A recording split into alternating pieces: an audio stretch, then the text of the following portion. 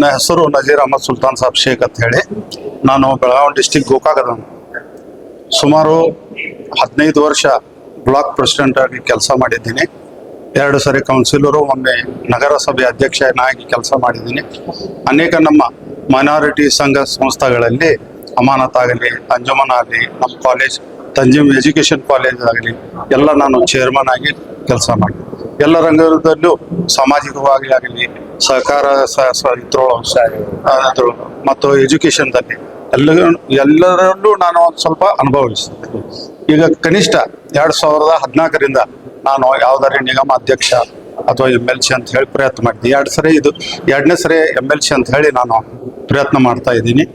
ಮತ್ತು ನಮ್ಮದೇ ಸರ್ಕಾರ ಇರೋದ್ರಿಂದ ನನಗೆ ಸಹಾಯ ಮಾಡ್ತಾರ ಅಂತ ಹೇಳಿ ನಾನು ನಂಬಿದ್ದೀನಿ.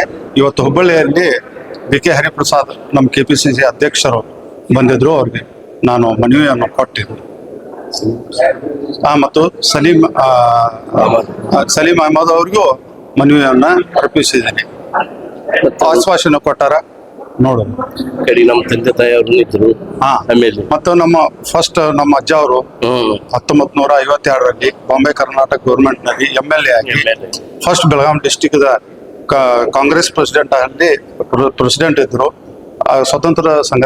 ಸ್ವತಂತ್ರ ಸಿಕ್ಕ ನಂತರ ಅವರು ಫಸ್ಟ್ ಧ್ವಜಾರೋಹಣ ಬೆಳಗಾವಿ ಡಿಸ್ಟಿಕ್ ಕಾಂಗ್ರೆಸ್ ಮಾಡಿದ್ರು. ಅಂದ್ರೆ ನಮ್ದು ಬ್ಲಡ್ ಅವಾಲಿಂದ 1924ರಿಂದಲೂ ಸಹಿತ ನಾವು ಕಟ್ಟ ಕಾಂಗ್ರೆಸ್ಸರಾಗಿ ಕೆಲಸ ಮಾಡಿದ್ದೀವಿ ಮತ್ತು ಇನ್ನು ಇದ್ದೀವಿ.